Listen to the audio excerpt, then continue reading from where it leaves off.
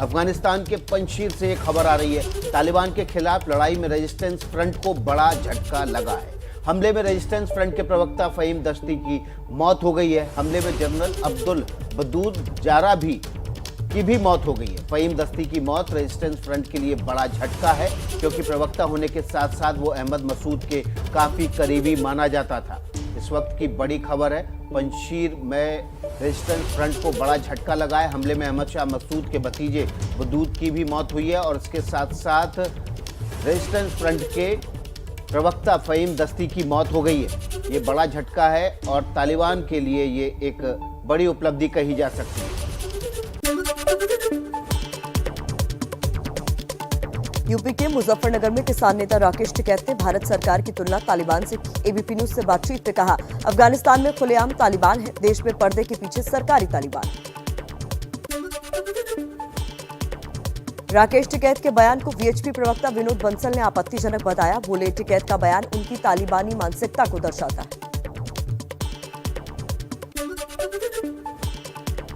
किसान महापंचायत पर केंद्रीय मंत्री संजीव बालियान का निशाना। कहा, कुछ लोग बाहर से आकर मुजफ्फरनगर का माहौल खराब कर देते हैं। सांप्रदायिक लोग मंच पर क्यों थे?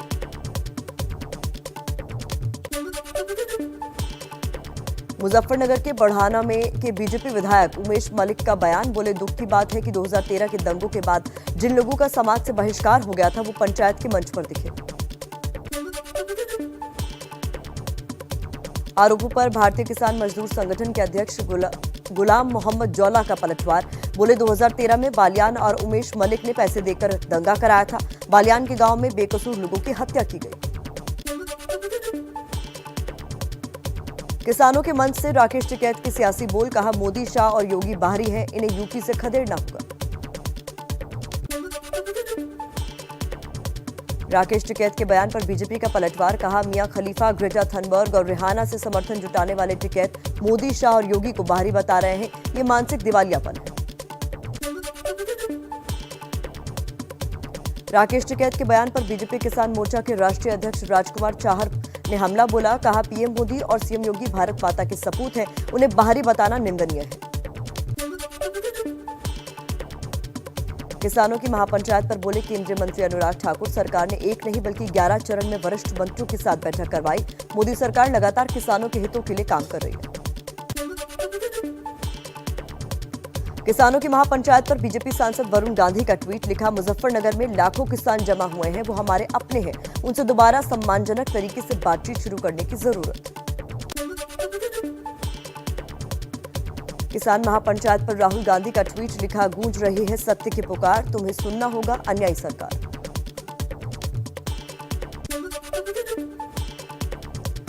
किसान आंदोलन को लेकर कांग्रेस महासचिव प्रियंका गांधी का केंद्र सरकार पर निशाना। बोली, किसान देश की आवाज, किसानों की हुंकार के आगे सत्ता का अहंकार नहीं चलता।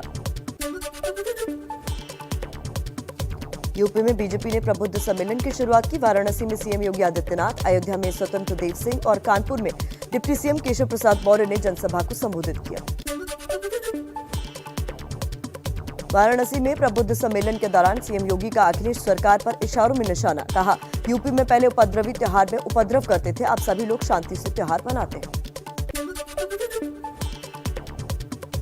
अयोध्या में एआईएमआईएम के शोषित वंचित समाज सम्मेलन के विरोध में उतरे संत। असदुद्दीन ओवैसी के पोस्टर पर फैजाबाद जिला लिखा होने की वजह से नाराज हैं। कहा, अयोध्या के लोगों और मुख्यमंत्री दोनों का ही अपमान। बाबरी के पक्षकार रहे इकबाल अंसारी ने असदुद्दीन ओवैसी के अयोध्या दौरे का विरोध किया। देश के मुसलमानों से ओवैसी के भड़कावे में न आने की अपील।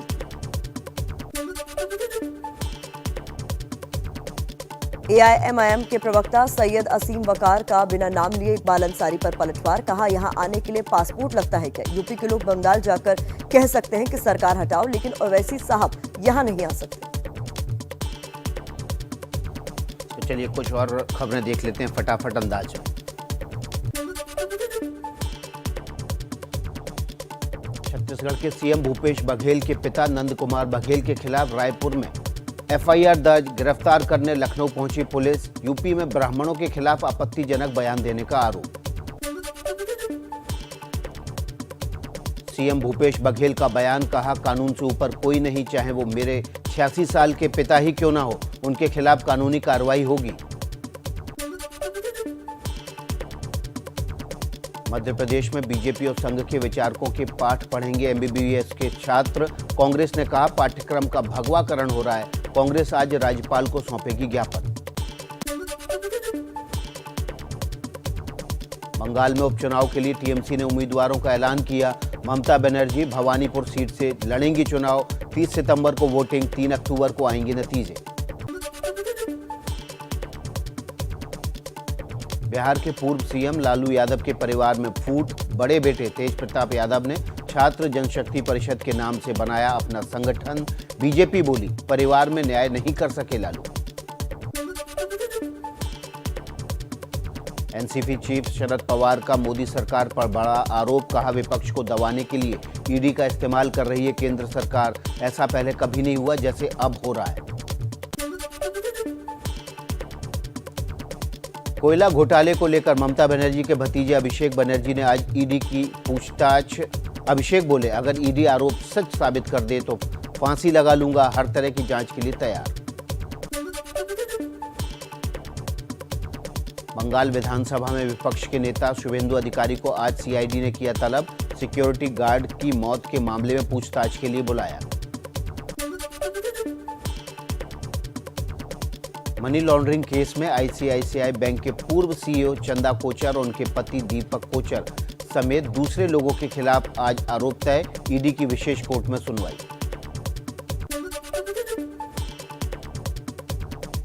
सर्वे में प्रधानमंत्री मोदी दुनिया के सबसे लोकप्रिय नेता। बीजेपी अध्यक्ष जेपी नड्डा ने कहा पूरे देश के लिए गर्व की बात। गृह मंत्री अमित शाह का ट्वीट। मोदी जी के नेतृत्व पर हर भारतीय के विश्वास की निशानी। अपनी जमीन पर भारत विरोधी प्रदर्शन को लेकर नेपाल की सरकार सख्त। नेपाल की गृह मंत्रालय ने आदेश जारी कर कहा पीएम मोदी का पुतला जलाने पर होगी जेल। देश में कोरोना के 42,766 नए मामले आए सामने। देश में एक्टिव केसेस की संख्या पहुंची 4,10,000 के पार। अकेले केरल में 29,700 से ज्यादा मरीज मिले। 74 मरीजों की हुई मौत। प्रधानमंत्री मोदी आज सुबह 11 बजे हिमाचल प्रदेश के स्वास्थ्य कर्मियों और टीकाकरण के लाभार्थियों से करेंगे बातचीत। हिमाचल में 18+ के सभी लोगों को लग चुका है पहला डोज। अफगानिस्तान के पंजशीर में तालिबान और नॉर्दर्न अलायंस की तरफ से अपने अपने दावे किए जा रहे हैं, लेकिन इस बीच बड़ी खबर यह है कि अफगानिस्तान के पत्रकार बिलाल सरवरी ने दावा किया है कि अफगानिस्तान की गनी सरकार में उपराष्ट्रपति रहे अमरुल्लाह सालेह के घर पर हेलीकॉप्टर से हमला हुआ है, जिसके बाद अमरुल्लाह सालेह को पंजशीर में ही किसी अज्ञात जगह पर छिपना पड़ा है। पत्रकार बिलाल सरवरी ने दावा किया है कि उन्होंने ये जानकारी सालेह के करीबी ने ही उनको ये जानकारी दी गई। पंजशीर में बातचीत से सुलह के दावे का निकला दम। तालिबान के हमले में रेजिस्टेंस फोर्स को बड़ा नुकसान। मुजाहिदीन ने देखा अहमद मसूद के करीबी फहीम दश्ती की मौत। तालिबान के साथ आन बान की इस लड़ाई में रविवार को रेजिस्टेंस फ्रंट को बड़े नुकसान का सामना करना पड़ा है। तालिबान के हमले में अहमद मसूद के करीबी नेता और रेजिस्टेंस फ्रंट की आवाज रहे फहीम दश्ती की मौत हो गई है। साथ ही रेजिस्टेंस फोर्स के बड़े चेहरे अब्दुल वदूद जारा की भी मौत हो गई है। रेजिस्टेंस फोर्स ने खुद ट्वीट करते हुए जानकारी दी है कि दुख के साथ बताना पड़ रहा है कि दमन और आक्रमण के खिलाफ जारी पवित्र लड़ाई में हमने अफगानिस्तान रेजिस्टेंस के 2 साथियों को खो दिया। रेजिस्टेंस फ्रंट के प्रवक्ता फहीम दश्ती और अहमद मसूद के भतीजे जनरल अब्दुल वदूद शहीद हो गए हैं। फहीम दश्ती की मौत पूरे अफगानिस्तान पर काबिज तालिबान को पानी पिलाने वाले पंजशीर के नेता अहमद मसूद के लिए बड़ा झटका है। फहीम दश्ती को अहमद मसूद और उसके पिता अहमद शाह मसूद का बेहद करीबी माना जाता था। 9/11 के 2 दिन बाद जिस आतंकी हमले में अहमद शाह मसूद की मौत हुई थी, तब फहीम दश्ती भी उनके साथ थे। उस हमले में फहीम दश्ती करीब 90% तक जल गए थे। तालिबान के साथ जारी ताज़ा तकरार में भी फहीम दश्ती खुलकर लोहा ले रहे थे। दश्ती की मौत रेजिस्टेंस फ्रंट के लिए ऐसा बड़ा नुकसान है जिसकी भरपाई संभव नहीं है। रविवार को पंजशीर के आंदोलन को दूसरा झटका उस समय लगा जब अमरुल्लाह सालेह के घर पर हेलीकॉप्टर से हमले की खबर मिली। दावा है कि सालेह किसी अज्ञात स्थान पर चले गए हैं। ये भी पता नहीं कि वो अफगानिस्तान में हैं या दूसरे देश चले गए हैं। इस बीच अहमद मसूद ने एक बार फिर तालिबान से बातचीत के जरिए मामले को सुलझाने की पेशकश की है। अहमद मसूद ने सोशल मीडिया पर पोस्ट करते हुए बातचीत के जरिए विवाद के हल की बात कही है ताकि आगे पंजशीर में कम से कम नुकसान हो। ऐसा माना जा रहा है कि दश्ती और अब्दुल वदूद की मौत के बाद अब अहमद मसूद और ज्यादा नुकसान नहीं चाहते हैं, इसलिए बातचीत की पहल की पेशकश कर रहे हैं। संभव है कि फहीम दश्ती और अब्दुल वदूद ज़ारा की मौत के बाद अहमद मसूद अब और खून नहीं बहाना चाहते हों, इसलिए उन्होंने एक बार फिर बातचीत से हल की बात की है। हालांकि रेजिस्टेंस फ्रंट के विदेशी मामलों के प्रमुख अली मैसम नजारी के तेवर तालिबान के लिए अब भी तल्ख है। दश्ती और वदूद की मौत पर नजारी ने ट्वीट करते हुए तालिबान पर अपनी भड़ास निकाली है। नजारी ने लिखा है, तालिबान पूरे अफगानिस्तान खासकर पंजशीर में जो कर रहा है उससे सामाजिक खाई और गहरी होगी, जिसकी भरपाई में दशकों लगेंगे। उसके पास मौका था, हमने उन्हें आज़ादी और एक अफगानिस्तान बनाने का मौका दिया, लेकिन उन्होंने गलत फैसला लिया। वहीं कल हमने आपको बताया था नमस्ते भारत में कि पाकिस्तानी खुफिया एजेंसी ISI के प्रमुख फैज अहमद के काबुल दौरे की इनसाइड स्टोरी क्या थी। वो पूरी हमने स्टोरी आपको दिखाई, बताया था कि कैसे ISI की रणनीति के तहत पाकिस्तान ने अपने लड़ाकों को तालिबानियों की शक्ल में पंजशीर भेजा है और अब उसका जिंदा सबूत भी सामने आ गया है। पाकिस्तान की पोल खोलते इसी जिंदा सबूत पर आज की स्पेशल रिपोर्ट देखिए। पंजशीर में पाकिस्तानी साजिश का जिंदा सबूत। अफगानिस्तान में ISI साजिश बेनकाब। खुल गया ISI चीफ फैज हामिद की काबुल यात्रा का कच्चा चिट्ठा। ये तीनों तस्वीरें अफगानिस्तान के अलग अलग जगह की हैं। तीनों में दिखने वाले लोग भी अलग अलग हैं, लेकिन तीनों के पीछे एक ही कड़ी काम कर रही है और वो है पाकिस्तान। अमेरिका जब से लौटा है तब से पाकिस्तान ने अफगानिस्तान में अपना दखल बढ़ा दिया है और अब वो पंजशीर में अपने आतंकी भी एक्सपोर्ट कर रहा है। सबसे पहले भीड़ से घिरे इस शख्स को देखिए। दावा किया जा रहा है कि ये शख्स तालिबान की तरफ से पंजशीर में NRF यानी नॉर्दर्न रेजिस्टेंस फ्रंट के खिलाफ लड़ने आया था, लेकिन पंजशीर के शेरों के सामने इसे अपने हथियार डालने पड़े। और अब सुनिए कि पकड़े जाने के बाद इसने कैसे पूरी दुनिया के सामने पाकिस्तान के प्लान का पर्दाफाश कर दिया। क्यों आए हो तो जिहाद करने, और किसके खिलाफ तो अमेरिका के खिलाफ। अपनी अनपढ़ गंवार नस्लों को यही पाठ पढ़ाकर पाकिस्तान पंजशीर भेज रहा है और इन जैसे कई हैं जिन्हें मालूम ही नहीं कि वो किसके खिलाफ लड़ रहे हैं, लड़ाई का मकसद असल में है क्या। और अब सुनिए कि इनका ब्रेन वॉश करता कौन है और अफगानिस्तान में इन्हें भेजता कौन है। ये वीडियो पुराना है, लेकिन वीडियो की हर बात पाकिस्तान के मुंह पर तमाचा है। ISI, वही ISI जिसके मौजूदा प्रमुख फैज हामिद हैं और जो शनिवार को ही काबुल दौरे पर पहुंचे थे और ये कह रहे थे कि उनका मकसद अफगानिस्तान में शांति स्थापित करना है। ऐसा मुल्क जिसकी रगों में आतंकवाद बहता हो वो शांति की बात करे तो यकीनन हंसी आती है। लेकिन अब ये भी सुन लीजिए कि शांति का राग अलापने वाली ISI और पाकिस्तान कैसे मदरसों में आतंक की फैक्ट्री चलाते हैं। पाकिस्तान ने ऐसे सैकड़ों नौजवानों को गुमनामी की मौत मरने के लिए पंजशीर की घाटी से भेजा है और सबसे बड़ा सच तो ये है कि ऐसे नौजवान मरे या जिंदा रहे, इससे उसको कोई फर्क नहीं पड़ता। वो तो बस हर हाल में तालिबान को काबुल की सत्ता में बिठाना चाहता है। विकास, जी हाँ, तालिबान की एक नाकामी ये भी है कि वो अब तक सरकार का गठन नहीं कर सका है। ऐलान हर बार होता है लेकिन तारीख आगे बढ़ जाती है। खबरें आ रही थी कि तालिबान ईरान मॉडल पर सरकार बनाएगा, लेकिन ईरान ने दो टूक शब्दों में कह दिया है कि अगर तालिबान लोकतांत्रिक सरकार नहीं बनाएगा तो ईरान उसे मंजूरी नहीं देगा। अफगानिस्तान में नई सरकार बनाने का मामला लटकता जा रहा है। लगातार खबरें आ रही हैं कि तालिबान के भीतर ही सत्ता पर कब्जे की लड़ाई छिड़ गई है और इसी वजह से नई सरकार का ऐलान टलता जा रहा है। हालांकि तालिबान की तरफ से खबर ये आई कि वो ईरान मॉडल की तरह अफगानिस्तान का सरकारी ढांचा बनाएंगे, लेकिन इसमें भी एक बड़ा पेच है। इसी पेच पर ईरान ने सवाल उठाए हैं। ईरान के राष्ट्रपति इब्राहिम रईसी ने साफ शब्दों में कहा है कि अफगानिस्तान की नई सरकार को वो तभी मान्यता देंगे जब वो चुनाव से आई सरकार होगी। ईरानी राष्ट्रपति का ये बयान पाकिस्तान जैसे देशों को सीधा संदेश है कि वो अफगानिस्तान में अपनी दखल बंद करें, क्योंकि ईरान जानता है कि पाकिस्तान अफगानी जमीन का इस्तेमाल कैसे अपने फायदे के लिए करेगा। ईरान के ऐसा बयान देने के पीछे की एक वजह यह भी है कि तालिबान भले ही कह रहा है कि वो ईरान मॉडल में सरकार बनाएगा, लेकिन ईरान की तरह तालिबान के सरकारी ढांचे में आम जनता की भागीदारी नहीं होगी। पहले आपको ईरान का सरकारी ढांचा समझाते हैं। ईरान में सत्ता का ढांचा क्या है? इसमें सबसे ऊपर सुप्रीम लीडर होते हैं, जो इस वक्त अली खुमैनी हैं। सुप्रीम लीडर के पास पावर होती है न्यायपालिका, गार्डियन काउंसिल, फौज, सुप्रीम नेशनल सिक्योरिटी काउंसिल और एक्सपीडियंसी काउंसिल को अपॉइंट करने की। इसके बाद उनके अंडर आते हैं राष्ट्रपति, जो अभी इब्राहिम रईसी हैं। इब्राहिम रईसी यानी राष्ट्रपति को सुप्रीम लीडर सीधे अपॉइंट नहीं करते हैं, बल्कि चुनाव होता है। ईरान के लोग वोट देते हैं, फिर चुनाव में जो जीतता है वो राष्ट्रपति के पद पर बैठता है। जैसे अभी इब्राहिम रईसी हैं। राष्ट्रपति ही देश चलाता है, यानी देश चलाने वाला शख्स ईरान में लोगों द्वारा वोट देकर भेजा गया होता है।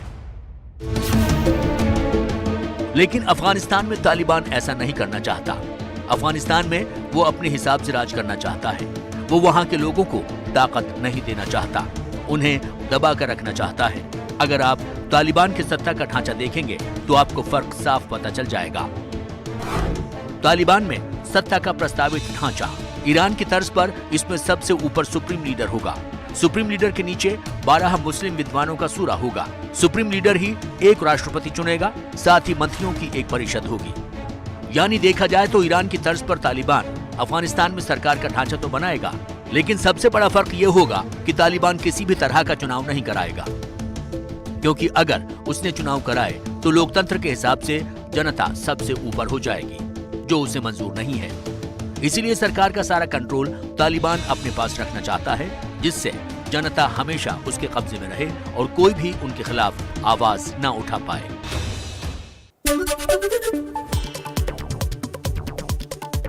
तालिबान से जंग में रेजिस्टेंस फोर्स को बड़ा नुकसान। तालिबान के हमले में अहमद मसूद के करीबी फ़हीम दस्ती और एनआरएफ के जनरल अब्दुल वदूद जारा की मौत।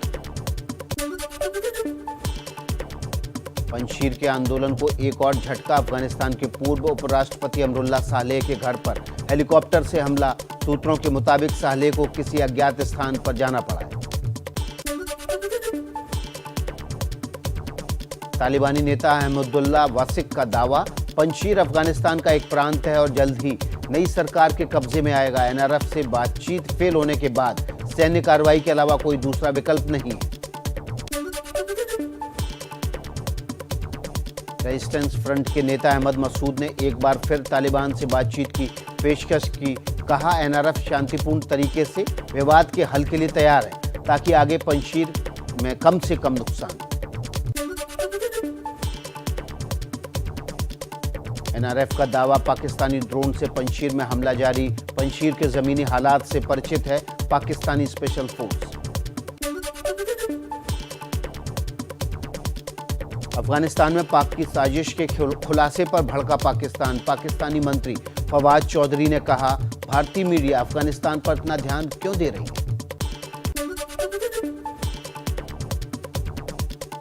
काबुल में तालिबान के नेता मुल्ला अब्दुल बरादर ने संयुक्त राष्ट्र के अवर महासचिव मार्टिन ग्रिफिथ से मुलाकात की। यूएन के प्रतिनिधिमंडल ने मानवीय सहायता जारी रखने का भरोसा दिलाया। आईएसआई चीफ जनरल फैज के काबुल पहुंचने पर उठे सवाल। पूर्व अफगान सांसद मरियम ने कहा, पाकिस्तानी हक्कानी नेटवर्क के नेता को तालिबानी सरकार का प्रमुख बनाना चाहता है। अमरुल्लाह सालेह का दावा, तालिबान को पाकिस्तान की खुफिया एजेंसी आईएसआई चला रही।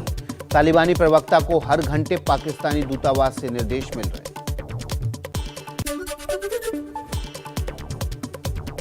अफगानिस्तान से सैकड़ों लोगों को दूसरे देश ले जाने की कोशिश कर रहे 4 निजी विमानों को तालिबान ने रोका। मजार शरीफ हवाई अड्डे के एक अधिकारी के मुताबिक वो अफगान नागरिक थे। इनमें से कई के पास वीजा या पासपोर्ट नहीं थे, जिसके चलते रोका गया। ईरान के राष्ट्रपति इब्राहिम रईसी का तालिबान को बड़ा झटका, कहा अफगानिस्तान में चुनाव के जरिए नई सरकार बने, अफगान की चुनी हुई सरकार को ही मान्यता देगा ईरान। पाकिस्तान के क्वेटा में फिदायिन हमला, 4 सुरक्षाकर्मियों की मौत, 19 लोग घायल। तहरीके तालिबान पाकिस्तान ने हमले की जिम्मेदारी ली, पीएम इमरान खान ने जताई संवेदना। और आइए आप किसान आंदोलन से जुड़ी हुई कुछ खबरें देखते हैं फटाफट अंदाज में।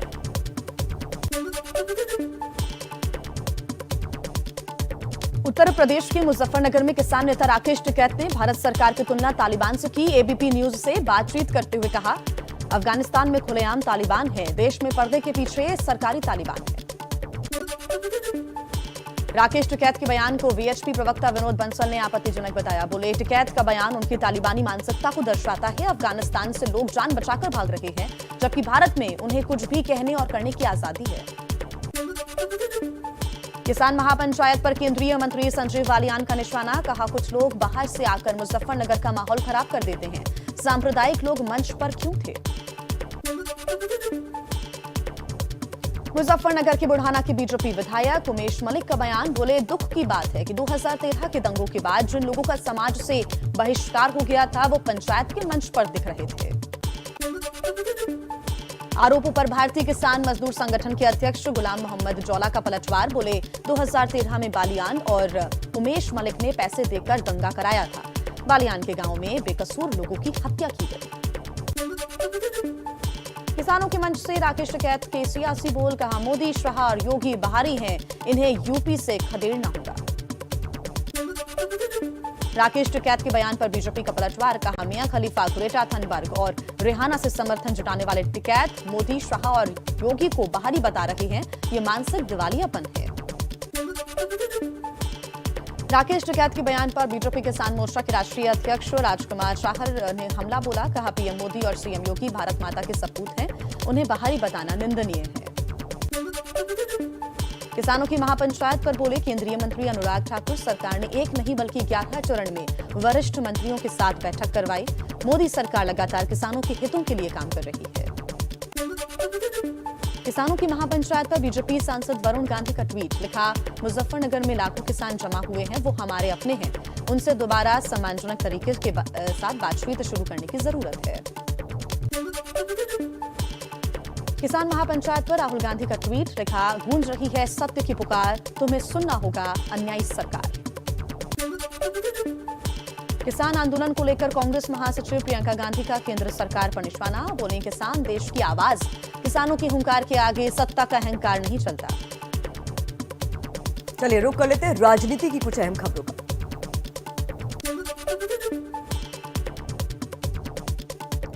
यूपी में बीजेपी ने प्रबुद्ध सम्मेलन की शुरुआत की। वाराणसी में सीएम योगी आदित्यनाथ, अयोध्या में स्वतंत्र देव सिंह और कानपुर में डिप्टी सीएम केशव प्रसाद मौर्य ने जनसभा को संबोधित किया। वाराणसी में प्रबुद्ध सम्मेलन के दौरान सीएम योगी का अखिलेश सरकार पर इशारों ही इशारों में निशाना, कहा यूपी में पहले उपद्रवी त्योहार में उपद्रव करते थे, अब सभी लोग शांति के साथ त्योहार मनाते हैं। अयोध्या में एआईएमआईएम की शोषित वंचित समाज सम्मेलन के विरोध में उतरे संत असदुद्दीन ओवैसी के पोस्टर पर फैजाबाद जिला लिखने होने की वजह से सभी नाराज हैं, कहा अयोध्या के लोगों और मुख्यमंत्री दोनों का अपमान। बाबरी के पक्षकार रहे इकबाल अंसारी ने असदुद्दीन ओवैसी के अयोध्या दौरे का विरोध किया। देश के मुसलमानों से ओवैसी के भड़कावे में न आने की अपील की। एआईएमआईएम के प्रवक्ता सैयद असीम वकार का बिना नाम लिए इकबाल अंसारी पर पलटवार, कहा यहां आने के लिए पासपोर्ट लगता है क्या? यूपी के लोग बंगाल जाकर कह सकते हैं कि सरकार हटाओ, लेकिन ओवैसी साहब यहां नहीं आ सकते। छत्तीसगढ़ के सीएम भूपेश बघेल के पिता नंद कुमार बघेल के खिलाफ रायपुर में एफआईआर दर्ज, गिरफ्तार करने लखनऊ पहुंची पुलिस। यूपी में ब्राह्मणों के खिलाफ आपत्तिजनक बयान देने का आरोप। सीएम भूपेश बघेल का बयान, कहा कानून से ऊपर कोई नहीं, चाहे वो मेरे 86 साल के पिता ही क्यों ना हो, उनके खिलाफ कानूनी कार्रवाई होगी। मध्य प्रदेश में बीजेपी और संघ के विचारकों के पाठ पढ़ेंगे एमबीबीएस के छात्र। कांग्रेस ने कहा पाठ्यक्रम का भगवाकरण हो रहा है। कांग्रेस आज राज्यपाल को ज्ञापन सौंपेगी। बंगाल में उपचुनाव के लिए टीएमसी ने उम्मीदवारों का ऐलान किया। ममता बनर्जी भवानीपुर सीट से चुनाव लड़ेंगी। 30 सितंबर को वोटिंग, 3 अक्टूबर को नतीजे आएंगे। गीतकार जावेद अख्तर के बयान पर घमासान। बीजेपी नेता राम कदम बोले, जब तक माफी नहीं मांगते तब तक उनकी और उनके परिवार की फिल्म रिलीज नहीं होने देंगे। जावेद अख्तर ने कहा था कि आरएसएस बजरंग दल वालों की विचारधारा तालिबान से मिलती जुलती है। बिहार के पूर्व सीएम लालू यादव के परिवार में फूट। बड़े बेटे तेजप्रताप यादव ने छात्र जनशक्ति परिषद के नाम से बनाया अपना संगठन। बीजेपी बोली, परिवार में न्याय नहीं कर सके लालू।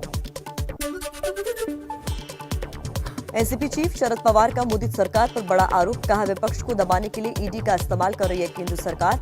ऐसा पहले कभी नहीं हुआ जैसा अब हो रहा है। चलिए कुछ और फटाफट खबरों का रुख कर लेते हैं।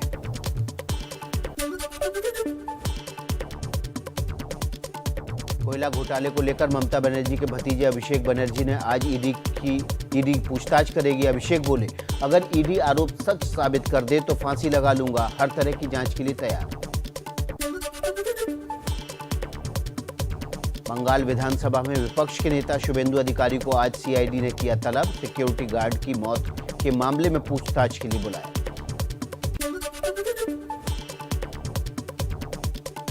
मनी लॉन्ड्रिंग केस में आईसीआईसीआई बैंक के पूर्व सीईओ चंदा कोचर और उनके पति दीपक कोचर समेत दूसरे लोगों के खिलाफ आज आरोप तय होंगे। ईडी की विशेष कोर्ट में सुनवाई।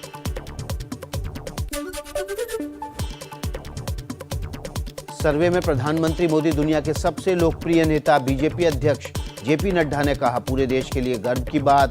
गृह मंत्री अमित शाह का ट्वीट, मोदी जी के नेतृत्व पर हर भारतीय के विश्वास की निशानी। अपनी जमीन पर भारत विरोधी प्रदर्शन को लेकर नेपाल की सरकार सख्त। नेपाल के गृह मंत्रालय ने आदेश जारी कर कहा, पीएम मोदी का पुतला जलाने पर होगी जेल। और आइए आपको कोरोना अपडेट्स दे देते हैं फटाफट अंदाज में। देश में कोरोना के 42,766 नए मामले आए सामने। देश में एक्टिव केस 4,10,000 के पार। अकेले केरल में 29,700 से ज्यादा मरीज मिले। 74 मरीजों की हुई मौत। प्रधानमंत्री मोदी आज सुबह 11 बजे हिमाचल प्रदेश के स्वास्थ्य कर्मियों और टीकाकरण के लाभार्थियों से करेंगे बातचीत। हिमाचल में 18+ के सभी लोगों को लग चुका है पहला डोज। देश में वैक्सीनेशन का आंकड़ा 68 करोड़ के पार हो चुका है। अगस्त में रिकॉर्ड 18 करोड़ टीका लगाया जा चुका है, जबकि G7 देश सिर्फ 10 करोड़ टीका ही अब तक लगा पाए हैं। उत्तर प्रदेश में आज फिर होगा महाटीकाकरण अभियान। 30 लाख लोगों को वैक्सीन लगाने का रखा गया है लक्ष्य। उत्तर प्रदेश के सीतापुर में डेंगू की तुलना में मलेरिया के ज्यादा मामले आ रहे हैं सामने। स्वास्थ्य विभाग की टीम गांव का दौरा कर हालात का जायजा ले रही है। फिरोजाबाद में बच्चों में डेंगू का प्रकोप लगातार जारी। अस्पताल में 450 से ज्यादा मरीज भर्ती हैं। अब तक 51 से ज्यादा की मौत हो चुकी है।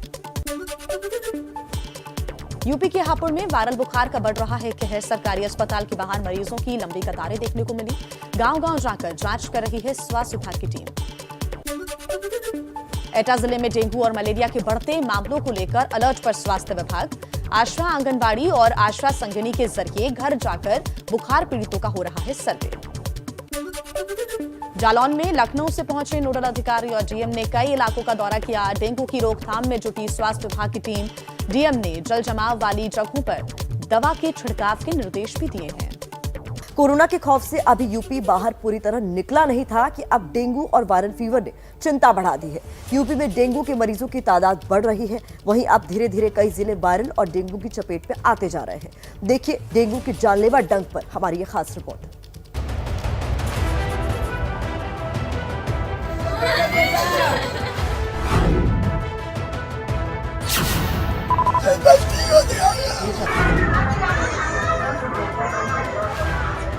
जानलेवा बुखार की दहशत में यूपी के करीब 1 दर्जन जिले। रोती बिलखती मां को अपने मासूम को बचाने के लिए छूने पड़े डॉक्टरों के पैर।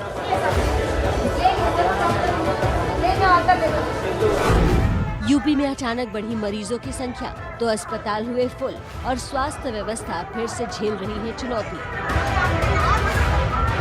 इलाज में पैसे बर्बाद है, बच्चा माए को दवा पाएंगे। इस बीमारी से लोगों में दहशत इतनी बढ़ गई है कि अब वो पलायन करने को मजबूर हो रहे हैं।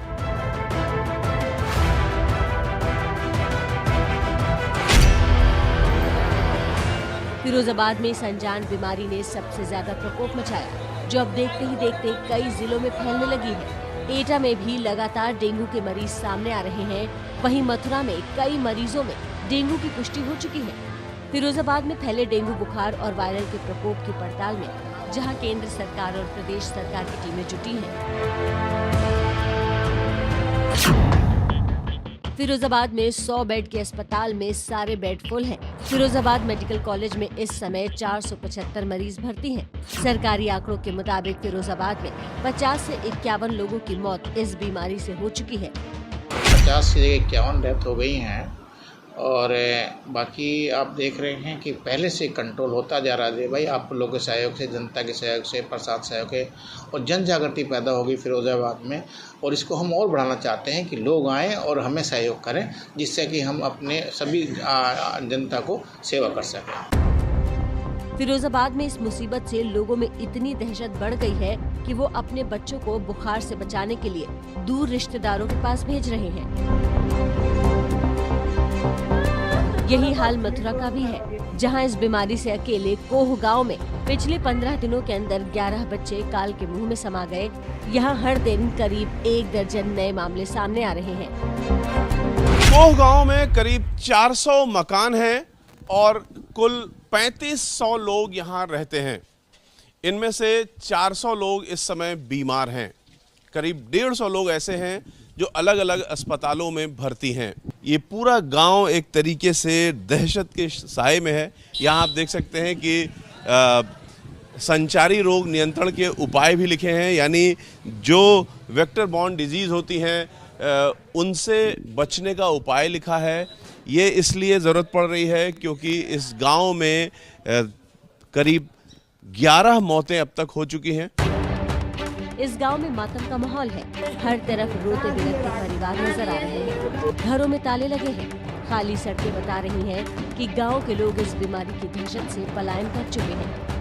60 से ज्यादा गांव घर हैं जिनमें ताले लगे हुए हैं, लेकिन उनमें से कुछ गांव जो ताले हैं वो बीमारी का इलाज कराने गए परिवारों के घरों में ताले हैं, लेकिन ज़्यादातर ताले ऐसे हैं जिन्होंने डर के कारण अपने परिवार को सुरक्षित यहाँ से निकाल लेना ज़रूरी समझा, क्योंकि पूरे गांव में अलग अलग बीमारियों का प्रकोप है। कौन किस बीमारी की चपेट में आ जाए ये किसी को नहीं पता। हालांकि सरकार इस डेंगू से होने वाले बुखार से निपटने के लिए तरह तरह के उपाय करने का दावा कर रही है।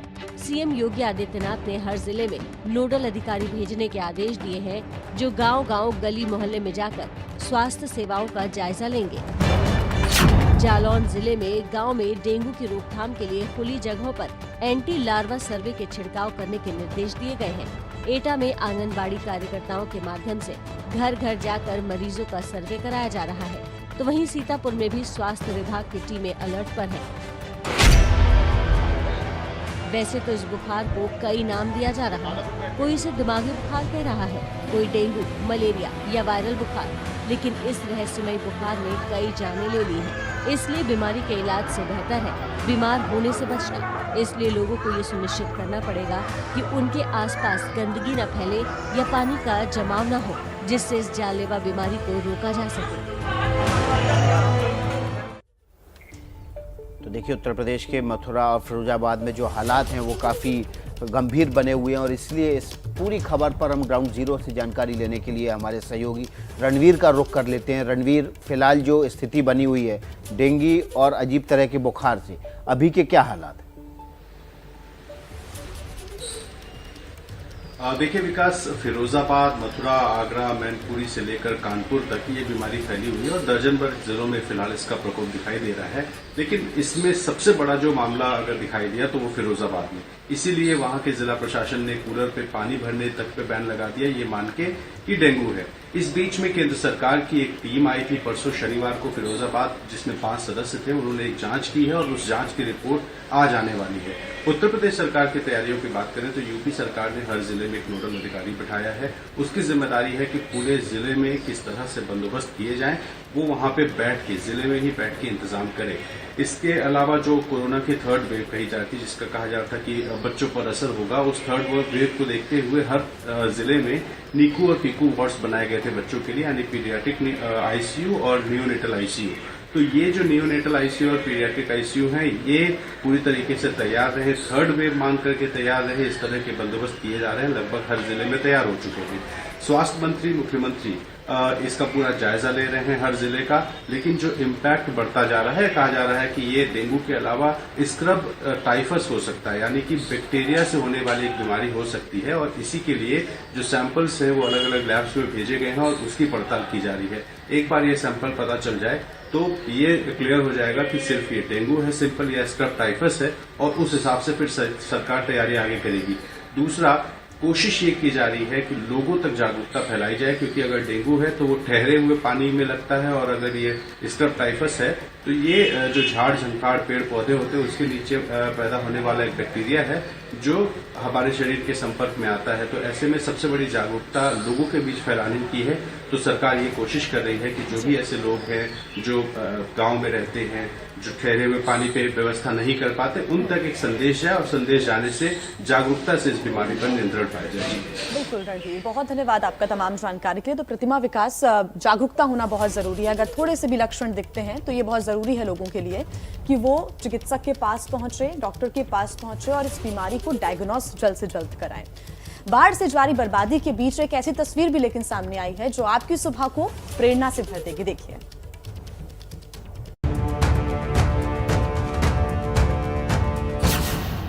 बाढ़ के पानी के बीच ये नाव आपको मजबूरी की नाव लग सकती है, लेकिन गोरखपुर की संध्या की जिंदगी में यही नाव भविष्य का सूरज पाने का एकमात्र सहारा है।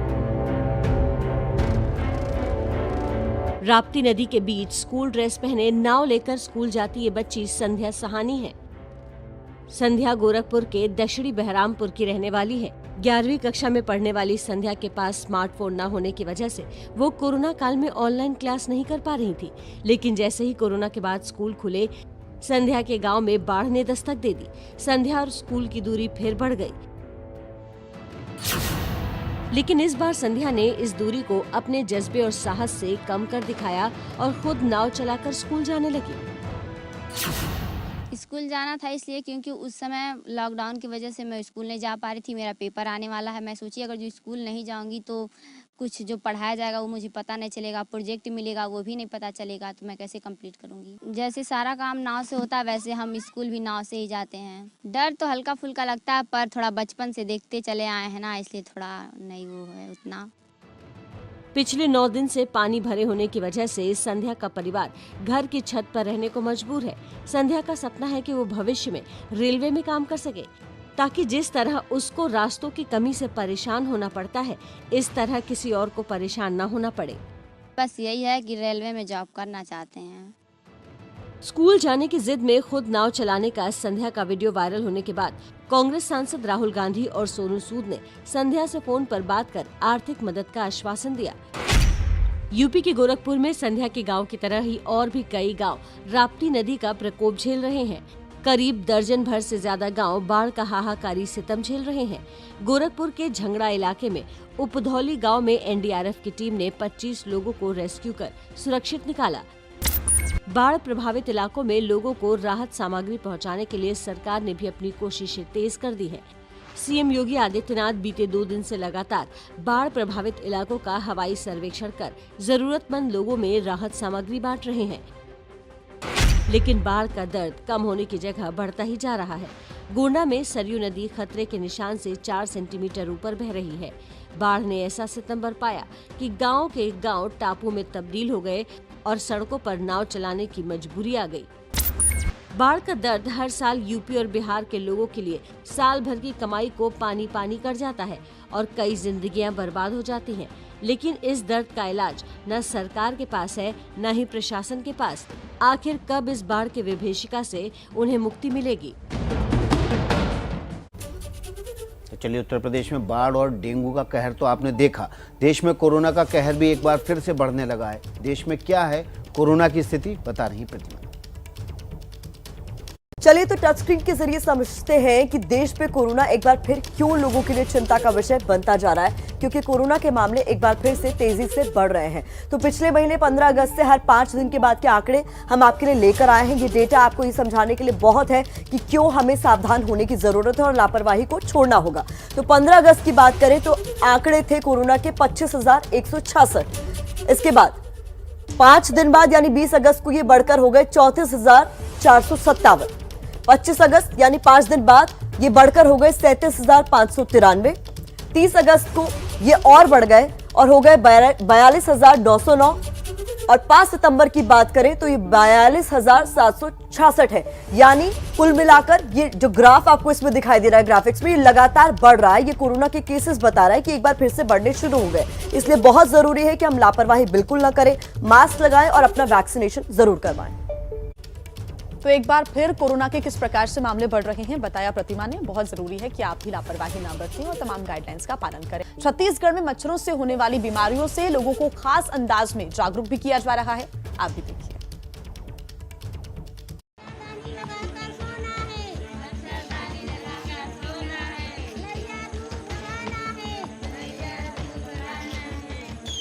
अंधेरे में सीटियों की गूंज और साथ में मलेरिया को भगाना है, नीम पत्ती जलाना है कि नारे लगाती महिलाएं। ये तस्वीरें छत्तीसगढ़ के राजनांदगांव की हैं, जहां हर शाम 7 बजे एक सीटी बजती है, जिसके कुछ देर बाद स्वास्थ्यकर्मी डेंगू मलेरिया जैसी घातक बीमारी से बचने के लिए लोगों को जागरूक करने निकल पड़ते हैं। वो कहते हैं ना, बीमारी के इलाज से बीमार होने से बचना ही भला है। और जब बीमारी इतनी रहस्यमयी हो जिससे कई लोगों की मौत हो रही हो, तो फिर बचाव ही अंतिम उपाय नजर आता है। यूपी में इस समय डेंगू का कहर बरपा है, जो गांव के लोग और ज्यादातर बच्चों को अपनी चपेट में ले रहा है। इस घातक बीमारी की लहर छत्तीसगढ़ में न पहुंचे, इसके लिए स्वास्थ्य विभाग पहले से ही अलर्ट है। राजनांदगांव में स्वास्थ्य कर्मियों ने एक अनोखी पहल की शुरुआत की है, जिसमें सीटी बजाकर गांव के लोगों को मच्छरों से बचाने के लिए नीम जलाने और मच्छरदानी लगाने के निर्देश दिए जा रहे हैं।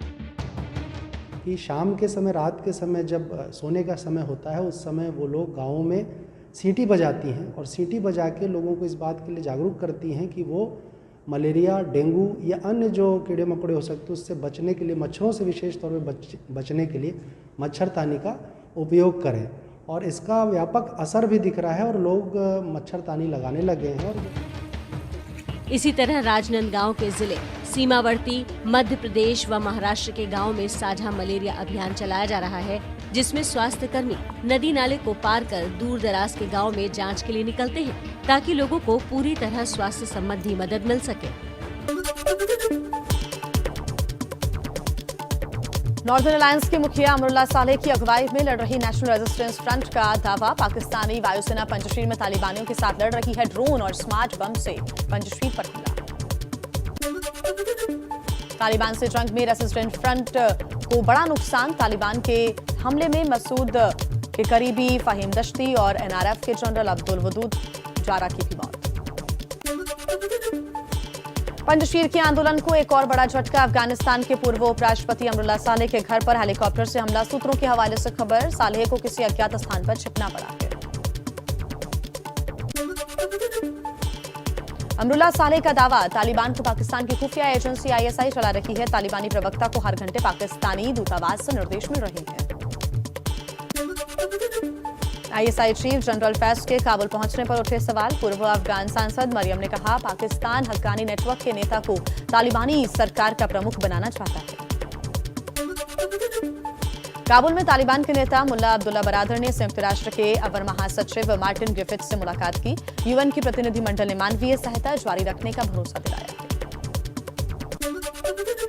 ईरान के राष्ट्रपति इब्राहिम रईसी का तालिबान को बड़ा झटका। कहा, अफगानिस्तान में चुनाव के जरिए बने नई सरकार अफगानों की चुनी हुई सरकार को ही मान्यता देगा ईरान। अपनी जमीन पर भारत विरोधी प्रदर्शन को लेकर नेपाल की सरकार सख्त। नेपाल के गृह मंत्रालय ने आदेश जारी कर कहा, PM मोदी का पुतला जलाने पर होगी जेल। तो बड़ी खबरों से हमने आपको रूबरू करवाया। अब देखते हैं देश की बड़ी खबरें। देश में कोरोना के केस फिर से बढ़ने शुरू हो गए हैं। पिछले 24 घंटे में देश में 42,766 नए मामले सामने आए हैं। देश में एक्टिव केसेस की अगर बात करें तो 4,10,000 के पार पहुंच चुके हैं। अकेले केरल में 29,700 से ज्यादा मरीज मिले हैं, 74 मरीजों की मौत। देश में वैक्सीनेशन का आंकड़ा 68 करोड़ के पार। अगस्त के रिकॉर्ड 18 करोड़ टीके लगाए गए, जबकि G7 देश सिर्फ 10 करोड़ टीका ही लगा पाए। प्रधानमंत्री नरेंद्र मोदी आज सुबह 11 बजे हिमाचल प्रदेश के स्वास्थ्य कर्मियों और टीका लगवा चुके लोगों से बात करेंगे। हिमाचल में 18 साल तक के सभी लोगों को लग चुकी है पहली dose.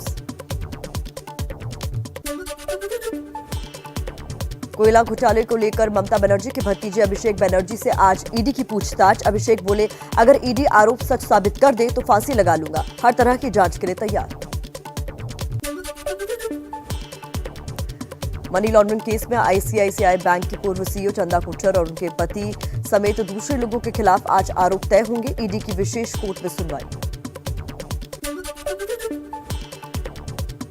NCP chief Sharad Pawar का मोदी सरकार पर बड़ा आरोप। कहा, विपक्ष को दबाने के लिए ईडी का इस्तेमाल कर रही है केंद्र सरकार। ऐसा पहले कभी नहीं हुआ जैसा अब हो रहा है।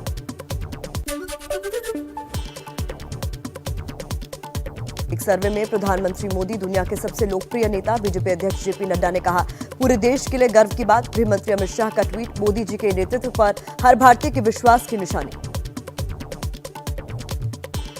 तो चलिए अब प्रदेशों की बात कर लेते हैं फटाफट अंदाज में।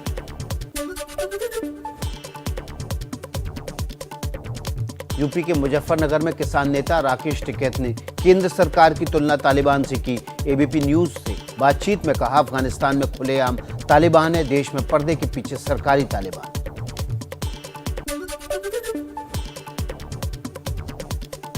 किसानों के मंच से राकेश टिकैत के सियासी बोल। कहा, मोदी, शाह और योगी बाहरी हैं, उन्हें यूपी से खदेड़ना होगा।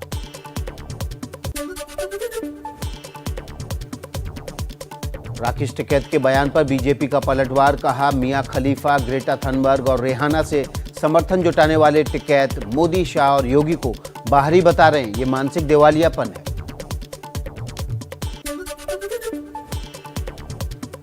राकेश टिकैत के बयान को वीएचपी प्रवक्ता विनोद बंसल ने आपत्तिजनक बताया। बोले, टिकैत का बयान उनकी तालिबानी मानसिकता को दर्शाता है।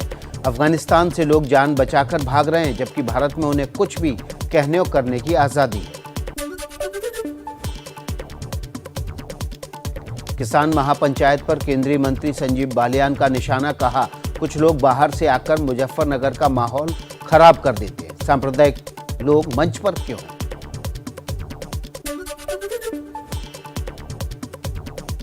मुजफ्फरनगर के बुढ़ाना के बीजेपी विधायक उमेश मलिक का बयान। बोले, दुख की बात है कि 2013 के दंगों के बाद जिन लोगों का समाज से बहिष्कार हो गया था, वो पंचायत के मंच पर दिखे।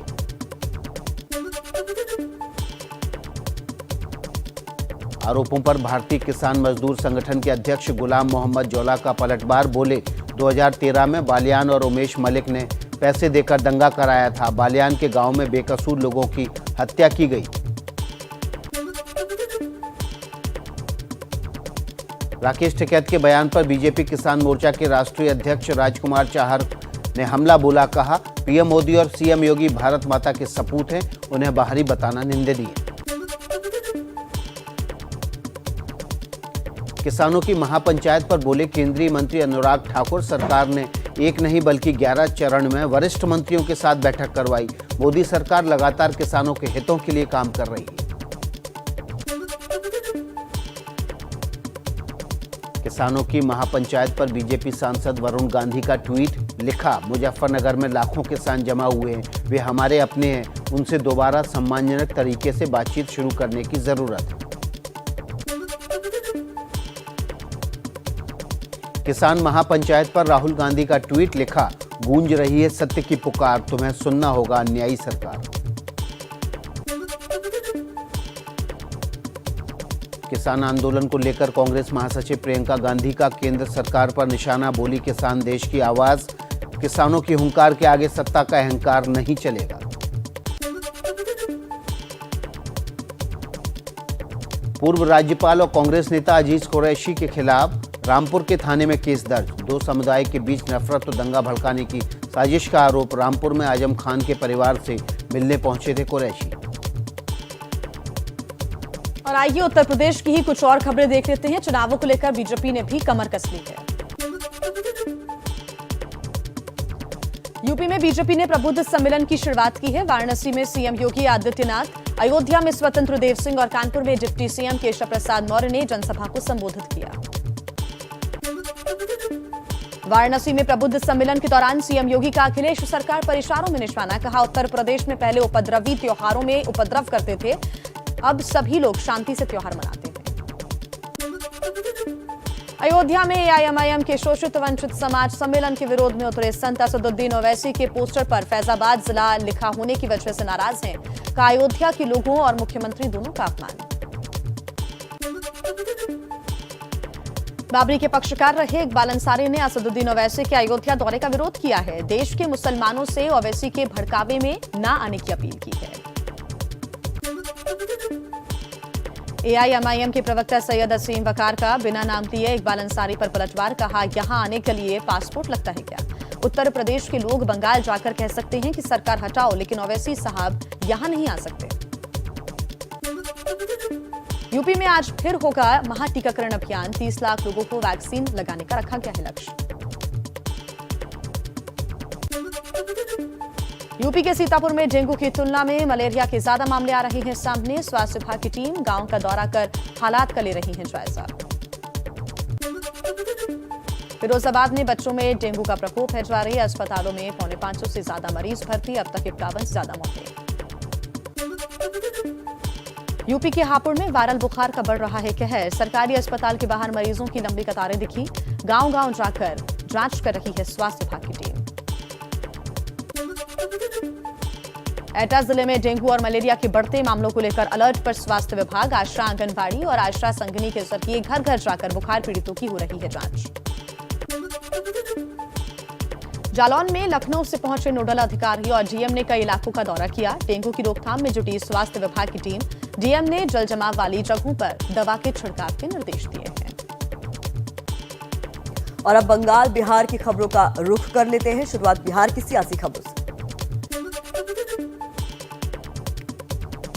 बिहार के पूर्व सीएम लालू यादव के परिवार में फूट। बड़े बेटे तेज प्रताप यादव ने छात्र जनशक्ति परिषद के नाम से बनाया अपना संगठन। बीजेपी बोली, परिवार में न्याय नहीं कर सके लालू। बिहार के वैशाली में छापा मारने पहुंची पुलिस टीम पर अपराधियों ने किया हमला। तलवार से कई पुलिस वालों के हाथ काटे। एसएचओ समेत कई पुलिसकर्मी घायल। अंधाधुंध फायरिंग कर अपराधी फरार हुए। बंगाल विधानसभा में विपक्ष के नेता शुभेंदु अधिकारी को आज सीआईडी ने किया तलब। सिक्योरिटी गार्ड की मौत मामले में पूछताछ के लिए बुलाया।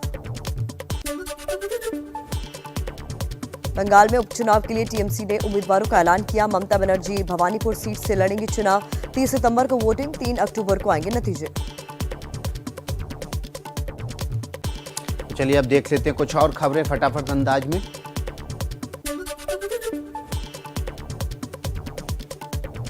मध्य प्रदेश में बीजेपी और संघ के विचारकों के पाठ पढ़ेंगे एमबीबीएस के छात्र। कांग्रेस ने कहा, पाठ्यक्रम का भगवाकरण हो रहा है। कांग्रेस आज राज्यपाल को सौंपेगी ज्ञापन। छत्तीसगढ़ के सीएम भूपेश बघेल के पिता नंद कुमार बघेल के खिलाफ रायपुर में एफआईआर दर्ज। गिरफ्तार करने लखनऊ पहुंची पुलिस। यूपी में ब्राह्मणों के खिलाफ आपत्तिजनक बयान देने का आरोप। सीएम भूपेश बघेल का बयान। कहा, कानून से ऊपर कोई नहीं, चाहे वो मेरे 86 साल के पिता ही क्यों ना हो, उनके खिलाफ कानूनी कार्रवाई होगी। दिल्ली में अवैध हथियारों के बड़े सप्लायर को पुलिस ने दबोचा। 15 ऑटोमेटिक पिस्तौल और 30 गोलियां बरामद। दिल्ली में 10वीं पास युवक ने विदेशी बैंक को 15 लाख रुपए की चपत लगाई। फर्जी पहचान पत्र से क्रेडिट कार्ड बनवाकर लाखों की शॉपिंग का आरोप। पुलिस ने जालसाज को किया गिरफ्तार। हरियाणा के रोहतक में 4 हत्याओं के मामले में बड़ा खुलासा। बेटे ने ही माता पिता, नानी और बहन की हत्या की। संपत्ति बेचकर विदेश भागना चाहता था युवक। छत्तीसगढ़ के सीएम भूपेश बघेल के पिता नंद कुमार बघेल के खिलाफ एफआईआर दर्ज हो गई है। नंद कुमार बघेल ने ब्राह्मणों को देश से भगाने वाला बयान दिया था और प्रतिमा आपको पता है कि मुख्यमंत्री भूपेश बघेल ने पिता पर एफआईआर दर्ज होने पर क्या कहा? इस रिपोर्ट में देखिए।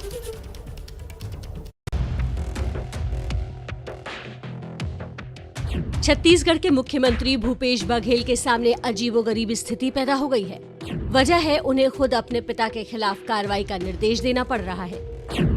दरअसल सीएम के पिता नंद कुमार बघेल ने यूपी में ब्राह्मण वर्ग के खिलाफ बयान दिया था। बयान में उन्होंने कहा था कि ब्राह्मण विदेशी हैं, उन्हें यहाँ से भागना है। नंद कुमार के इस बयान के बाद नवीन शर्मा नाम के युवक ने रायपुर के डीडी नगर थाने में 2 सितंबर को एक शिकायत दी थी, जिस पर 4 सितंबर को केस दर्ज किया गया है। भारत का संविधान कहता है कि जो भारतीय है वो भारत में रहने का अधिकार रखता है, पर जिस प्रकार से नंद कुमार बघेल का बयान रहा वो समाज को खंडित करने वाला रहा। उसके विरोध में हमारे दीनदयाल विप्र समाज पूरा एकत्रित हुए और दीनदयाल थाने में जाकर उनके खिलाफ एफआईआर की मांग किए थे। सर्व ब्राह्मण समाज सुंदरनगर और अन्य जगह से एक शिकायत पत्र प्राप्त हुआ था कि नंद कुमार बघेल द्वारा ब्राह्मण समाज को विरुद्ध कुछ टीका टिप्पणी की गई है, जिसकी जांच उपरांत दिनांक 4/9/2021 को अपराध पंजीबद्ध कर विवेचना किया जा रहा है। सीएम के पिता को लखनऊ से लेकर छत्तीसगढ़ की पुलिस आज ही रायपुर पहुंच रही है। इस बीच सीएम भूपेश बघेल ने कहा है कि कानून अपना काम करेगा, चाहे वो कोई भी हो।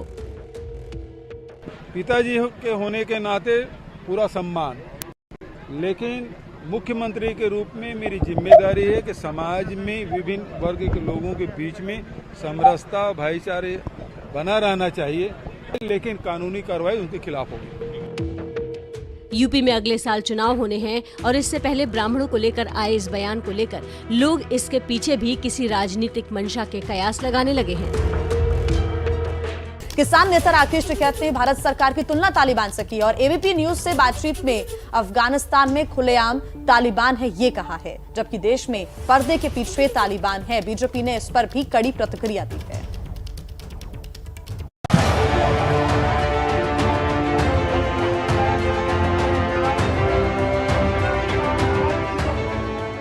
तालिबानी एंकर के पीछे खड़े हैं, बंदूक दिखाया कि यहाँ पे पर्दा है एंकर के पीछे और उसके पीछे बंदूकधारी है। वोट तो जनता अपने आप दे लेगी, या वोट तो जनता अपने आप दे ले, ऐसे ना हाथ लगाओ। भाई रुक जाना है, ये दोनों बाहरी लोग हैं, इनको यहाँ से जाना होगा। अमित शाह, मोदी और योगी, ये मानसिक दिवालियापन है, हताशा और निराशा है। किसान आंदोलन का काफिला कल यूपी के मुजफ्फरनगर में था। मुजफ्फरनगर में बड़ी किसान महापंचायत आयोजित की गई। कहा गया कि चुनावी बात नहीं होगी, सिर्फ किसानों की बात होगी। लेकिन बातें चुनाव की भी हुई और तालिबान की भी। एबीपी न्यूज से एक्सक्लूसिव बातचीत में राकेश टिकैत ने भारत सरकार पर बड़ा आरोप लगा दिया। आरोप ये कि हिंदुस्तान की सरकार और तालिबान एक ही सिक्के के दो पहलू हैं। तालिबानी एंकर के पीछे खड़े हैं, बंदूक दिखाया कि यहाँ पे पर्दा है एंकर के पीछे और उसके पीछे बंदूकधारी है। तालिबान से तुलना कर रहे हैं देश के सरकार। यही कह रहा हूँ ना भाई, कैमरा और कलम पे बंदूक का पहरा है। हमने तो कहा कि सरकारी तालिबान देश में है। करनाल में अनुभव है तालिबान का, अफगानिस्तान का, या सिर्फ कहने के लिए? नहीं, मैं कहा ना कि क्या हुआ वहाँ पे, बंदूक का इस्तेमाल हुआ करनाल के अंदर। आपको नहीं लगता तालिबान से तुलना करके आप अति कर रहे हैं? ये हम खालिस्तानी है, हम खालिस्तानी है। वो खालिस्तानी कहेंगे तो आप उनको तालिबानी क्यों नहीं कहेंगे? हम खालिस्तानी कहोगे? खालिस्तानी कोई देश है, कोई खालिस्तानी आदमी है। तालिबान के डर से अफगानिस्तान के लोग भाग रहे हैं, हिंदुस्तान से कोई भाग रहा है? आपको दिखाए कोई कह रहा है? टिकैत के इस बयान पर जब इंटरव्यू ले रहे एबीपी न्यूज संवाददाता जैनेन्द्र कुमार ने तीखे और कड़े प्रश्न पूछे, तब उनके समर्थक कैमरे के सामने ही उग्र होने लगे, जिन्हें राकेश टिकैत ने मना किया। वोट तो जनता अपने आप दे लेगी, या वोट तो जनता अपने आप दे ले, ऐसे ना हाथ लगाओ। भाई रुक जाना है। राकेश टिकैत सियासी बयानों के जरिए सरकार पर इतने हमलावर थे कि उन्होंने मोदी सरकार को तालिबानी बता दिया। मंच से संयुक्त किसान मोर्चा के बैनर तले हो रही इस महापंचायत में 5 लाख किसानों के शामिल होने का दावा किया जा रहा है। अपने गढ़ में राकेश टिकैत ने देश के पीएम और राज्य के सीएम को भी बाहरी बता दिया। जब तक इस सरकार को वोट की चोट नहीं दोगे, ये दोनों बाहरी लोग हैं, इनको यहाँ से जाना होगा। अमित शाह, मोदी और योगी, ये चुनाव जीत का है। ये उत्तराखंड से चुनाव जीत के प्रधानमंत्री बने, कोई ऐतराज नहीं। उत्तर प्रदेश की जमीन से जीत के गुजरात में गुंडागर्दी के दम पे आना हो, वहाँ पे पुलिस स्टेट है, वहाँ पे जीत के देश का प्रधानमंत्री बने, कोई ऐतराज नहीं है। लेकिन उत्तर प्रदेश की जमीन पे ये दंगा करवाने वाले लोग हैं, इनको यहाँ पे बर्दाश्त यहाँ की जनता नहीं करेगी। लाखों की भीड़ और अपने लोगों के बीच टिकैत के निशाने पर बीजेपी और सरकार थी।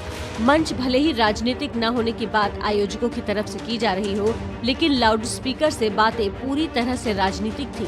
बीजेपी ने राकेश टिकैत पर पलटवार करने में देर नहीं की। मियां खलीफा, ग्रेटा थनबर्ग और रिहाना से आंदोलन के पक्ष में समर्थन जुटाने वाले आज राकेश टिकैत हताशा और निराशा में आकर के नरेंद्र मोदी जी को बाहरी कह रहे हैं। आज वो उत्तर प्रदेश में अमित शाह जी को बाहरी बता रहे हैं, योगी आदित्यनाथ जी को बाहरी बता रहे हैं। ये मानसिक दिवालियापन है, हताशा और निराशा है। महापंचायत के मंच से हर वक्ता ने एक ही बात कही कि सरकार किसानों से बात नहीं कर रही, तो बीजेपी किसान मोर्चा ने मंच पर बैठे लोगों पर ही सवाल खड़े कर दिए। भारत सरकार ने 22 जनवरी से बातचीत को बंद कर दिया गया है। अब ये मिशन खाली मिशन उत्तर प्रदेश और ये नहीं उत्तराखंड, मिशन होगा संयुक्त मोर्चे का देश बचाने का। ये देश बचेगा, ये संविधान बचेगा। अब आप राजनीतिक भाषा बोलने लग गए, तो विशुद्ध रूप से वो राजनीति कर रहे हैं। अच्छा होगा अपना राजनीतिक दल बनाएं और अपनी राजनीतिक भाषा का प्रयोग करें। और जिस प्रकार मंच पर चाहे वो मेधा पाटेकर दिखाई दी हों, चाहे वहाँ पर योगेंद्र यादव दिखाई दिए हों, ये वही लोग हैं जिनको माननीय प्रधानमंत्री जी ने आंदोलन जीवी कहा था। तो ये आंदोलन जीवी और आंदोलनकारी दोनों में जमीन आसमान का अंतर होता है। 100% राजनीतिक भाषा बोल रहे हैं। किसानों के हित का, किसानों को जीवन में बदलाव लाने का विपक्षी दलों का कोई एजेंडा नहीं है। चुनावी मौसम है और सरकार के खिलाफ इस जंग में आंदोलनकारी किसानों के साथ कांग्रेस दिखने का कोई मौका नहीं छोड़ना चाहती। राहुल गांधी ने ट्विटर पर लिखा, गूंज रही है सत्य की पुकार, तुम्हें सुनना होगा अन्यायी सरकार। प्रियंका लिखती है, किसान इस देश की आवाज है, किसान देश का गौरव है। दिल्ली के बॉर्डर पर पिछले 9 महीने से किसान आंदोलन कर रहे हैं। सरकार और किसान नेताओं के बीच बातचीत ठप पड़ी है। बातचीत के दरवाजे बंद है। आंदोलनकारी किसानों और सरकार के बीच कब शुरू होगी कोई नहीं जानता, और हाल फिलहाल दोनों तरफ के तेवर देख ये जल्द शुरू होगी इसकी उम्मीद भी नहीं है। यूपी में बीजेपी के प्रबुद्ध सम्मेलन की शुरुआत हो गई। चुनाव से पहले बीजेपी का यह सम्मेलन प्रबुद्ध समाज में अपनी पैठ बनाने को लेकर बेहद अहम माना जा रहा है। यूपी के सीएम काशी में इस सम्मेलन में शामिल हुए।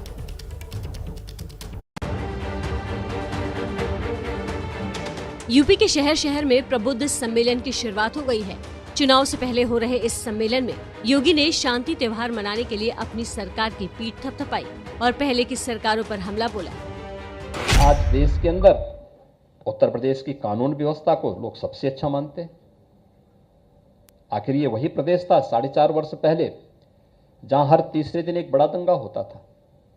पर्व और त्योहार शांतिपूर्ण तरीके से नहीं मनाए जा सकते थे।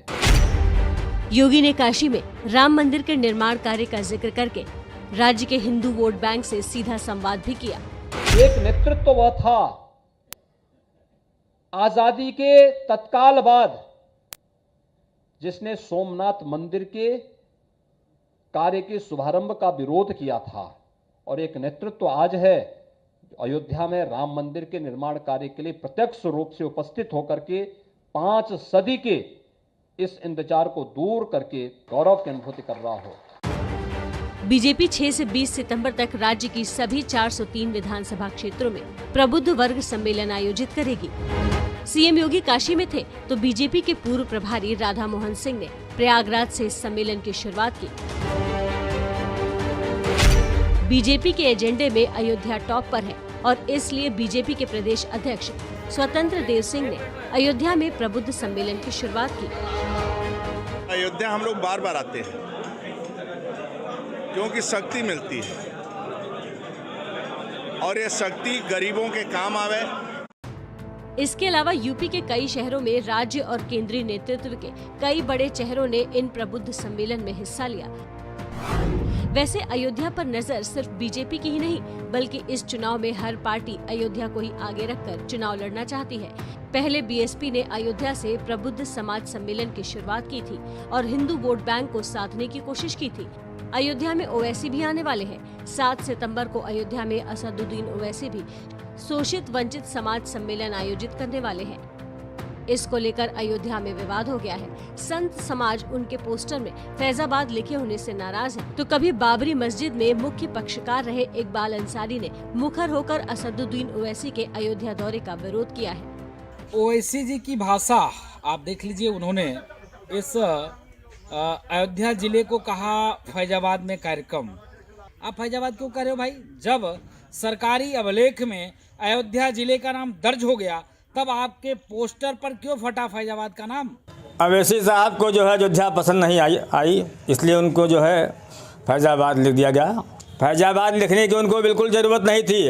अयोध्या के उतना शुद्ध जो है और साफ सुथरा पूरे ज़िले में कहीं कोई नाम नहीं है और ये धर्म की नगरी है और उन्होंने जो अपना पोस्टर छपाया है ये बिल्कुल गलत है। गुजरात के लोग उत्तर प्रदेश जाकर बनारस से चुनाव भी लड़ सकते हैं, प्रधानमंत्री बन सकते हैं,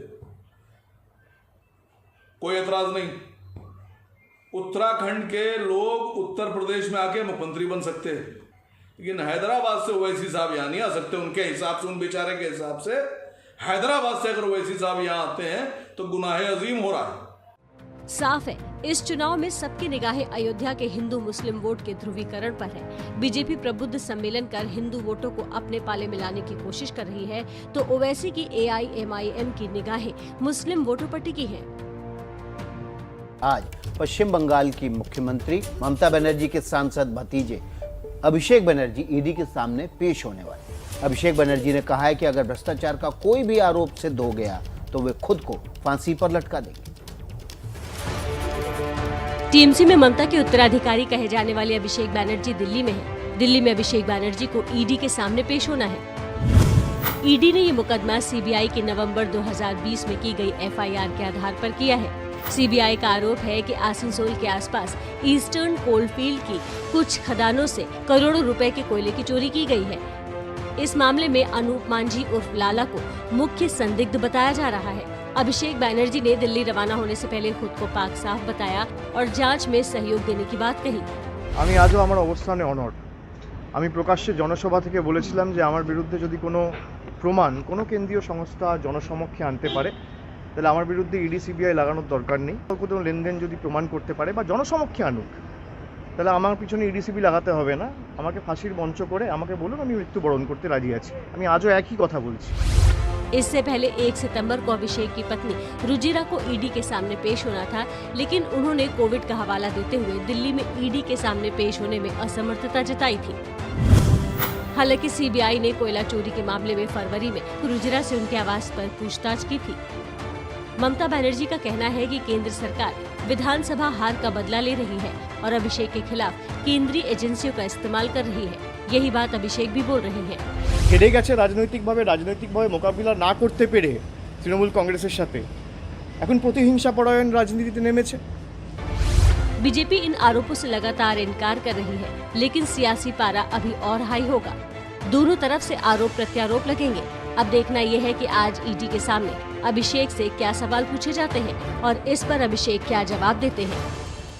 और इसी पर ज्यादा अपडेट्स ले लेते हैं। इसी खबर पर ज्यादा जानकारी के लिए हमारे साथ हमारे संवाददाता ओम प्रकाश तिवारी मौजूद हैं। सीधे चलते हैं उनके पास। ओम प्रकाश, अभिषेक बेहद कॉन्फिडेंट नजर आ रहे हैं, लेकिन ये देखना होगा कि जब ईडी के सामने आज पेशी होगी तो क्या वो तमाम सवालों के जवाब दे पाते हैं। बिल्कुल जिया, मैं आपको बता दूं कि इन्फोर्समेंट डायरेक्टरेट ने अपनी अब तक की जांच के दौरान ये माना है कि कोयला घोटाले में 1300 करोड़ रुपए का घोटाला हुआ है। ये ईडी का अपना आकलन है और ईडी का ये मानना है कि इसमें से 760 करोड़ रुपए की रकम विनय मिश्रा और विकास मिश्रा ने इन्फ्लुएंसर लोगों को दी थी। इसमें विकास मिश्रा वो शख्स हैं जो अभिषेक बनर्जी के बेहद करीबी बनाए जाते हैं, बताया जाता है वो उनके साथ कॉलेज में भी पढ़े हैं और अभिषेक बनर्जी के कहने पर ही उन्हें टीएमसी की यूथ विंग में जनरल सेक्रेटरी बनाया गया था। विकास मिश्रा इस समय फरार बताए जाते हैं। तो ईडी ने अभिषेक बनर्जी को बुलाने के पहले अपनी पूरी रणनीति तैयार की है। अभी तक ईडी ने इस मामले में विकास मिश्रा समेत अनेक लोगों को गिरफ्तार किया है और 49 से ज्यादा जगहों पर छापेमारी की है। यानी कुल मिलाकर ईडी पूरी तैयारी के साथ आज अभिषेक बनर्जी को पूछताछ के लिए बुला रहा है। अब देखना यह है कि अभिषेक बनर्जी ईडी के सवालों के सामने कितना टिक पाते हैं। जी बिल्कुल, बहुत शुक्रिया ओम प्रकाश तिवारी। आप लगातार नजर बनाए रखिए क्योंकि जब पेशी होगी उसके बाद भी कुछ महत्वपूर्ण खबर निकलकर जरूर सामने आएगी। दोबारा आपका रुख करेंगे। इस वक्त की बड़ी खबर अब आपको दे देते हैं। जावेद अख्तर के आरएसएस पर दिए बयान पर अब शिवसेना आरएसएस के समर्थन में उतर गई है। इस समय की बड़ी खबर सामना में अपने संपादकीय में शिवसेना ने आरएसएस की तारीफ करते हुए संघ को राष्ट्र निर्माता संगठन बताया है। आपको यहां बता दें कि जावेद अख्तर ने आरएसएस और बजरंग दल की विचारधारा को तालिबानी विचारधारा बताया था, जिस पर सियासी बवाल खड़ा है। यहां शिवसेना का समर्थन करना इसलिए भी बड़ी खबर हो जाती है क्योंकि महाराष्ट्र की महाविकास आघाड़ी में शामिल शिवसेना आरएसएस की तारीफ कर रही है, जबकि महाविकास आघाड़ी में ही शामिल दूसरी सहयोगी यानी कांग्रेस के नेता राहुल गांधी समेत पूरी पार्टी आरएसएस पर लगातार हमले करती रही है।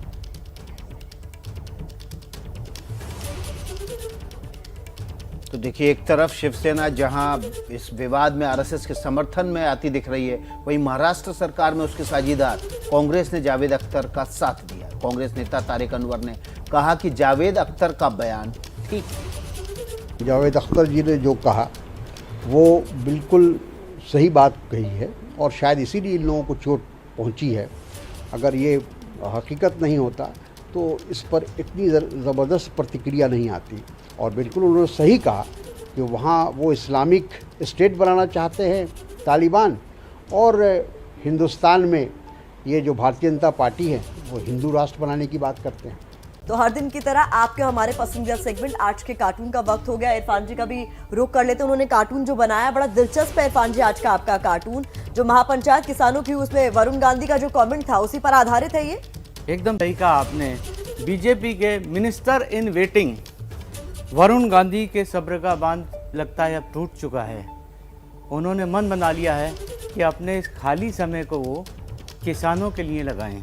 देखना यह है कि उनका ये नया रुख और क्या रंग खिलाएगा। इरफान भाई ने जो बात कही ना, मिनिस्टर इन वेटिंग, देखिए वो इस तरह के मुद्दे उठाते रहते हैं, लेकिन मिनिस्टर इन वेटिंग जो शब्द कह दिया, इसी में किसान आंदोलन के समर्थन और अपनी वेटिंग लिस्ट क्लियर कराने का सार छिपा हुआ है। और इसी के साथ नमस्ते भारत में आज के लिए बस इतना ही। कल फिर मुलाकात हो।